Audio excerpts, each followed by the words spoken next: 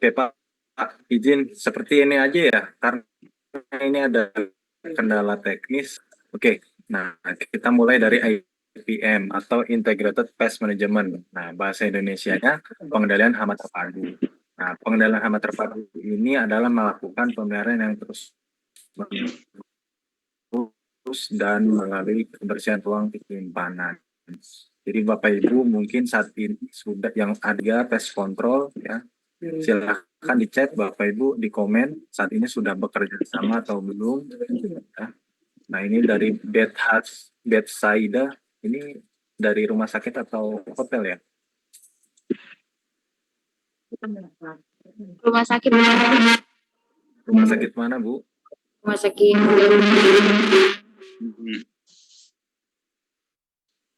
Di chat ya.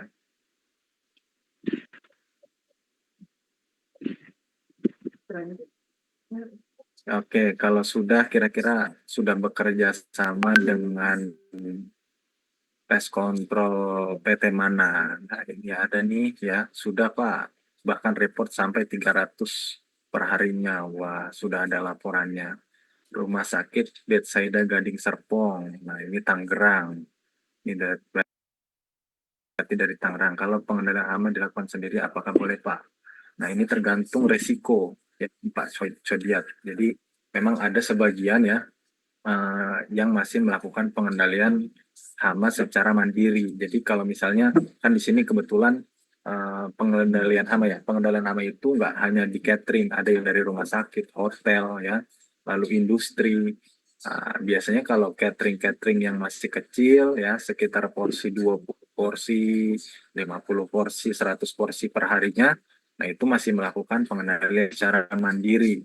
Tapi kalau yang sudah produksi makanan sampai 1.000 ya 2.000, nah itu disarankan pakai PT pihak ketiga. Kenapa? Karena ya pertama lebih terjamin, sudah tidak usah pusing-pusing memikirkan untuk pengendalian hama, jadi sudah dihandle oleh pihak ketiga ya.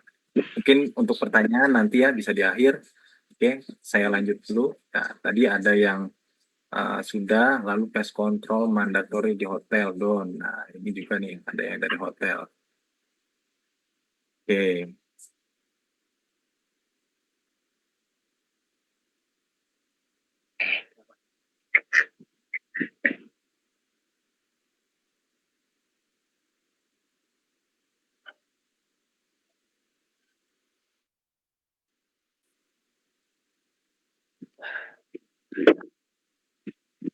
Sebentar.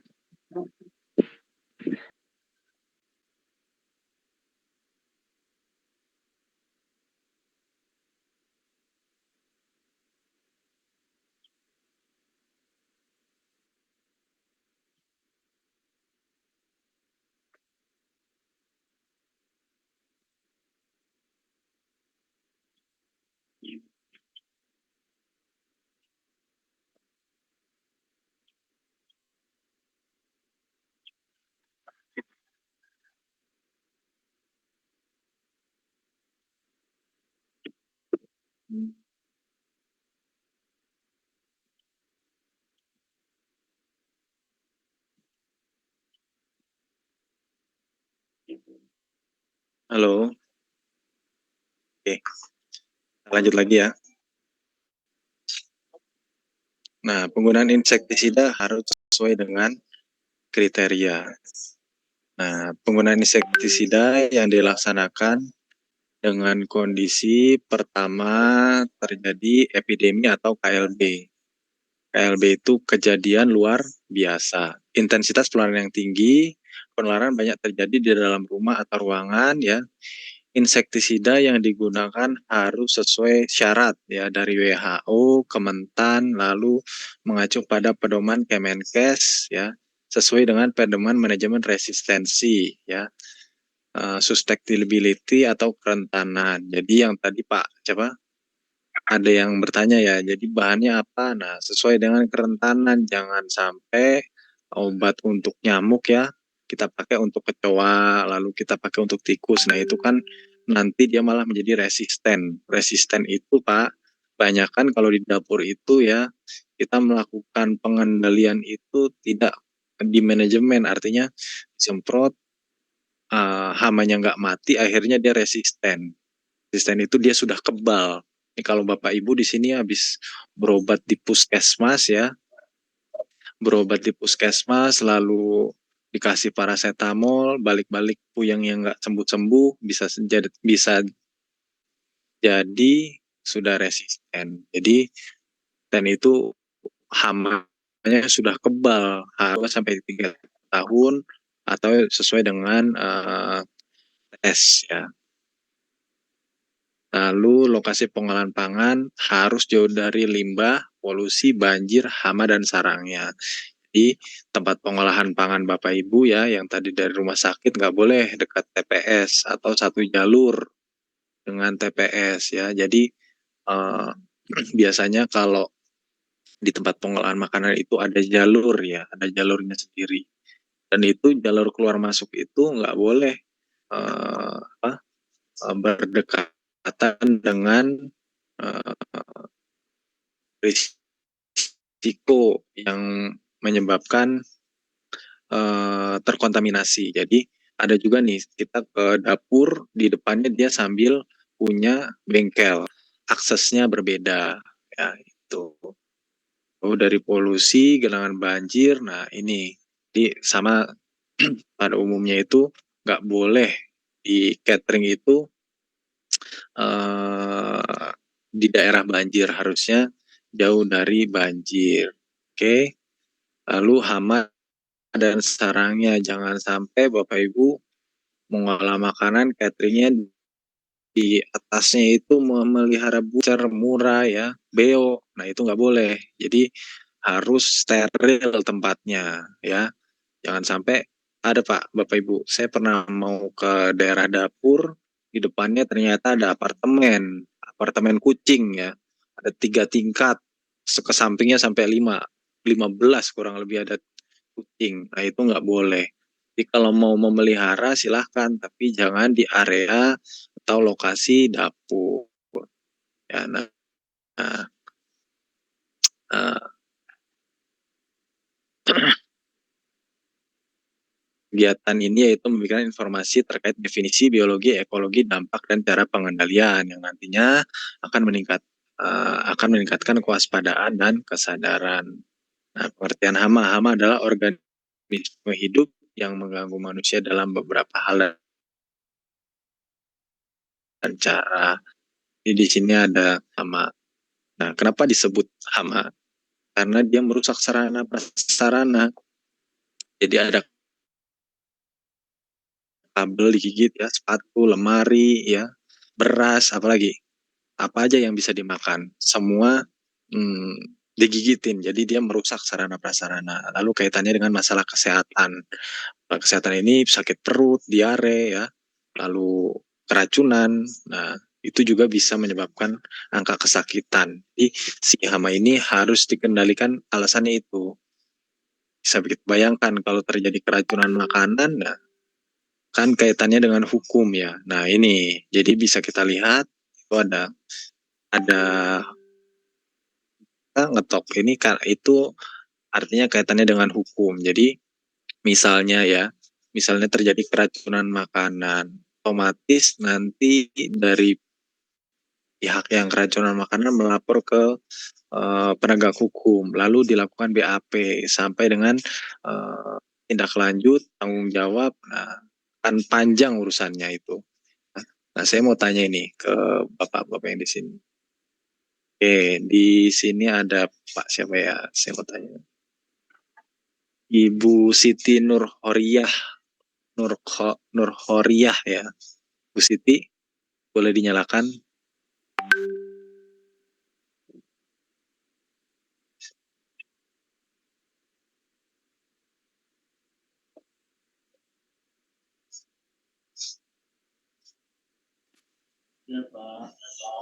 Iya Pak, kenapa?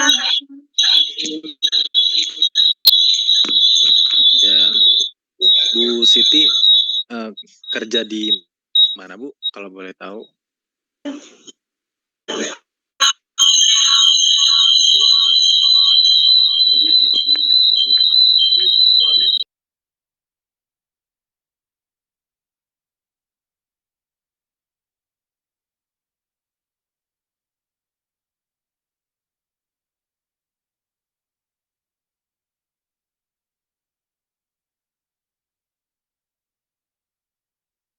Bakteri Yersinia pestis, gejalanya demam, perdarahan dari kulit menghitam akibat kematian jaringan menyebabkan kematian.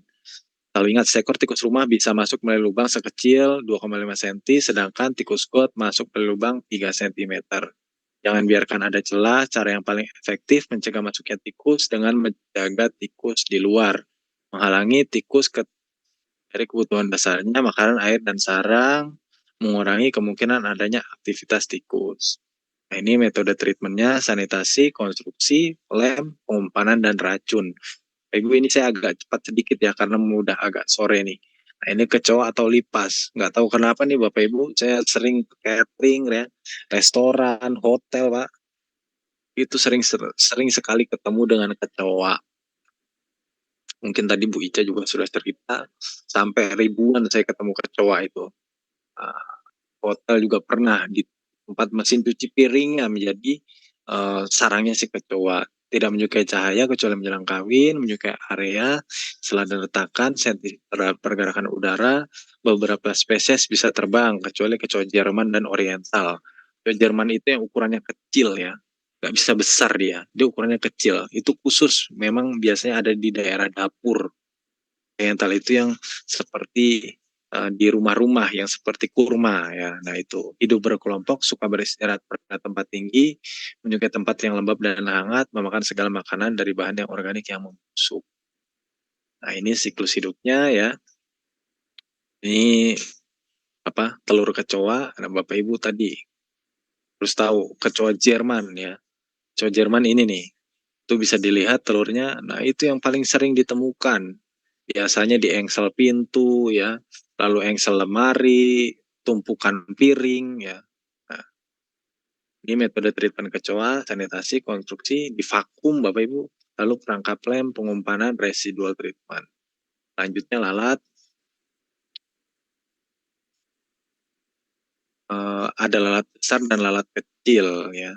Nah, ini daur hidup lalat, dia dari telur menjadi uh, menetas ya, menjadi belatung, lalu menjadi kepompong, dan menjadi lalat dewasa.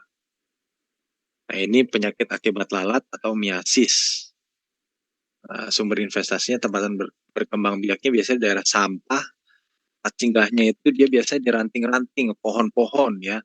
Biasanya Bapak Ibu yang lokasinya dekat food court, atau biasanya ada pohon, taman, nah itu mereka biasanya bersarang di sana. Saat mencari makannya otomatis di area yang biasanya agak sedikit basah. Siklus hidup Musca domestica. Nah, ini ada siklusnya seperti tadi saya jelaskan, dari telur menjadi larva, pupa, dan lalat dewasa. Mengapa lalat menjadi masalah? Apa yang terjadi jika lalat hinggap pada makanan? Nah, ini membawa patogen, virus, bakteri, fungi, dan parasit, ya, menyebabkan disentri, kolera, salmonellosis, virus, dan hepatitis. Faktor mekanis kecacingan. Jadi si lalat ini dapat membawa telur cacing. Struktur morfologi tubuh yang mendukung, ya, jangkauan terbang jauh. Pertanda buruknya sanitasi, simbol status sosial, elit, dan kumuh. Hidup berdampingan dengan manusia di pemukiman. Nah, ini sanitasi konstruksi ya, bisa pakai tadi ada insect killer atau lampu UV atau black hole, ada banyak sekali treatment-treatment yang dilaksanakan. Ini nyamuk juga menjadi salah satu indikator penilaian dalam infeksi kesehatan lingkungan ya. Nah, ini faktor pendukung nyamuk mengisap darah, kelembapan, suhu, bau keringat, karbon dioksida, pergerakan, dan warna baju. Jadi warna bajunya sudah hitam ya, giginya kuning, matanya merah ya, nggak pernah mandi, nggak pernah sampoan, suruh pulang Bapak Ibu. Nah, itu biasanya dikerumunin nyamuk. Ya. Nah, ini metode treatment nyamuk ya, tadi dari spray atau pakai perangkap ya. Nah, ini semut juga sering menjadi masalah. Oke, treatment semut, sanitasi, konstruksi, spraying treatment, bathing gel treatment. Bathing itu dia pakai gel, bentuknya seperti gel. Biasanya kalau treatment si kecoa, semut itu hampir sama. Nah, ini catatan tidak diperkenankan untuk menggunakan pestisida atau insektisida di area pengolahan pangan. Gunakan jebakan atau trap lebih disarankan. Laporkan kepada pengelola jika serangan vektor binatang pembawa penyakit sudah tidak terkendali. Pencegahannya air curtain, door closer, ya, plastic curtain, insect screen. Nah, ini harus punya nih semua nih, ya, minimal punya plastic curtain, ya. Nih, jadi dia ada di pintu keluar dan masuk. Ini konstruksi menambal celah dan retakan pada tembok, memberikan penerangan, menghilangkan dead space, diatur barangnya sebaik mungkin, sirkulasi udara, ruangan yang baik. Nah, ini sanitasi itu sebenarnya utamanya. Jadi kalau tempatnya bersih, Bapak Ibu, tempatnya bersih ya, nggak bau, otomatis hama juga segan untuk berada di sana ya. Kalau tempatnya amis ya, terus bau apa? Bau makanan yang terlalu ini ya, amis gitu. Biasanya banyak sekali serangga. Terima kasih. Nah, ini ada kata-kata mutiara yang terlihat sedikit bisa jadi berkahnya melimpah. Makanya jangan bosan bersyukur, biar nikmatnya ditambah. Ustadz Adi Hidayat. Oke. Nah, ini kalau sudah ada kata-kata terima kasih, yang tadinya nyender ya, yang tadinya mungkin sudah matanya kerip-kerip, sudah ngantuk berat ya, sudah ngantuk overdosis, sudah mulai melek lagi nih kalau udah ada kata-kata terima kasih. Oke. Nah, Bapak Ibu, terima kasih banyak atas perhatiannya. Mungkin selanjutnya adalah sesi tanya jawab ya. Baik,